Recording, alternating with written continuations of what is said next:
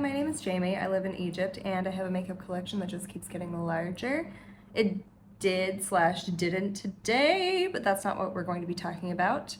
Today what we're going to be talking about are some recent indie releases, some new palettes. Yeah. Lots of stuff has been coming out. It's getting into almost holiday time, but then also spooky season, so it's a good time to take a look at what is on the market right now.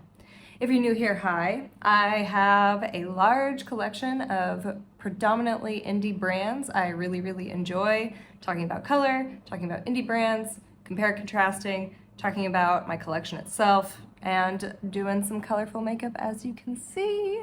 I did kind of film this look, but not exclusively that, it was a journey a little bit. So I have two videos up with this look. I have the eye look / the palette review that I did for this eye look, and then also the full face of, products that I use for my base. Mouth words. They come and go sometimes. So if you're interested in seeing anything about anything that I'm wearing today, there are videos coming with that. But I wanted to go ahead and get a video out about all of the recent releases because I've been sitting there at school writing things down, taking notes, and being like, I need to talk about this. This is happening. Okay, I have thoughts. I do. So if you're interested in that, stick around, like and subscribe, and let's get into it. So first things first. Good job. I leaned in the back of my chair properly rather than just perching. But anyway, first things first, I'm looking at the Warlock palette. Oh, I need to scoot. First, I'm looking at the Warlock palette from Fantasy Cosmetica, and I have not yet tried Fantasy Cosmetica, but trust me, I will very soon.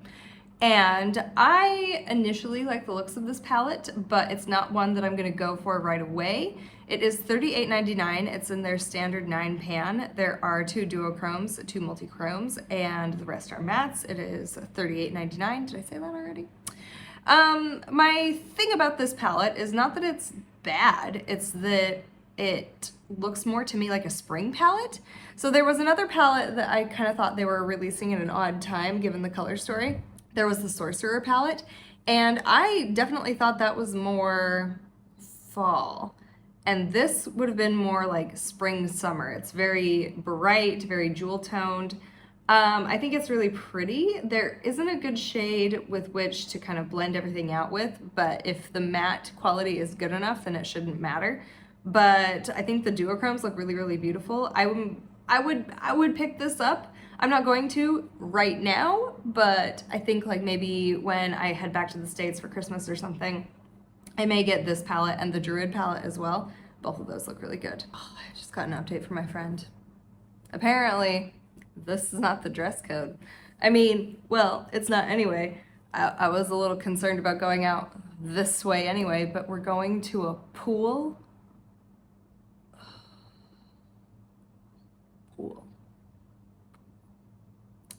I gotta rethink some things and shave, yeah. Girlies, you get me. You understand. Moving on, I'm probably going to pick up this palette at a later date and probably in conjunction with something else. I wouldn't just get it by itself. I don't know. It's really odd how they did this palette, how they released this palette. It just looks very spring, summer to me, and we are not in that season. Not that, like, you can only wear certain colors in the fall, but it's just gonna resonate better. You know what I mean? Like that Sorcerer palette would have just resonated better during the spooky season. It's this to me just doesn't make sense release-wise, like timing-wise. The palette itself, beautiful. Okay, next up, I have a couple of palettes to talk about from Bella Beauté Bar. So first of all, they have re-released the Strange and Unusual palette. I don't have a picture of that up, but go look at it. It was a very popular palette a couple of years ago, so it is $69, and I'm gonna move on from there. What I am gonna talk about are the Basic Witch palette and the recently de-influenced palette. So the Basic Witch palette is a 15 pan palette with, it looks like 9 mattes, 2 hollow chromes, 2 multi-chromes, and 2 duochromes, all for $65. So when I first saw this palette, I was like, that's for me, I will get that. And As I look at it, I think you could do like a really nice sunsetty type look with it. But the more I look at it, the more I realize there is a lot of pink going on there. There are 2 matte pinks in that palette that I am just not into. I don't need that. I like the purple, I like the green. You know me, I'm a cool toned little hoe, but I don't know. I'm gonna put a pin in that one, and like that's the thing. It's nice, but I don't love every single thing about it. And then it's $65, and there's other things that I want more. So I love that palette. It's really pretty, but I think I'm gonna skip out on it for now. Kind of the same thing goes with the recently de-influenced palette. It's a 15-pound palette, 7 mattes, 8 multi-chromes for $69, which is really nice, but I do not like red. I do not like orange. I would get absolutely no use from almost half of that palette, basically. I just don't think that that is a good palette for me. I think it's really, really pretty if you are more into those warmer colors and you would like a warm colored duochrome, which is kind of unusual now that I think about it. I don't know, maybe it's just unusual within my collection because I don't really gravitate towards those colors. If you're interested in either of those palettes, I do have a code with Bella Beauté Bar, and it is, shut up. It is in the description below this video, so feel free to check that out, and don't feel obligated to use my code, but it does help me. Just so you know. Next up is from Eyny Rain. Eyny Rain is killing me. It is doing lots to hurt my feelings that I do not have a palette from them yet. First of all, I just saw teased that there is a new palette coming called Twisted Tea Party, and I am so into that palette. So into that palette. It looks awesome. I want it. That's like enough pink that I can justify still getting the palette, but not enough to make me go like, no. But in any case, the Harvest Moon palette has been re-released from Eyny Rain. Apparently they had a similar palette before that they've then reformulated, and it is a really good looking palette. It is 8 multi-chromes, 6 duochromes, and 7 mattes for $88. That's a hefty palette, but it does look really good. The thing that stops me is that it is really grungy. It is very fall themed. The artwork on the packaging is really cute. Everything about it is stunnisha. If I had $88 just to throw around, I would probably get it. But the thing that stops me is that I really, really want, what's the other one called? I still really want the other palette, the Flower Moon eyeshadow palette, which to me speaks more to me. It's still grungy enough that I'm really in love with it, intrigued with it, and am frothing at the mouth to have it. So if I had to pick one, I pick the Flower Moon, not the Harvest Moon. That's just me. Flower Moon, I can see it being a bit more spring leaning, but also it still has those oranges that I say I hate, but that I'm looking at this and I'm like, I have to have it, I must. But it also has like that grungy green that I really, really want. I really want that. It looks so good. So I'm sure you've all seen this next one, and this is the Halloween collection from Odins Ey, and these are 2 palettes. This is in collaboration with Angelica Nyqvist. She had previously done the palette Gila, which I own and really, really like. These are 2 different palettes. There's the Trick or Treat palette, this one, which is more, again, kind of an orange to green theme, and then also the Little Ghost palette, which kind of is a blue, purple, red situation. Someone asked me what I thought of these palettes, and I will not lie. Nope. Nope. Not for me. I feel really bad. Well, no, not that bad. But like, I just know that looking at these palettes, I just know I don't like them. I don't like seeing almost the most categorical color, as in there's like a very, very primary blue, there's a primary yellow, and it, yep, there's a primary red.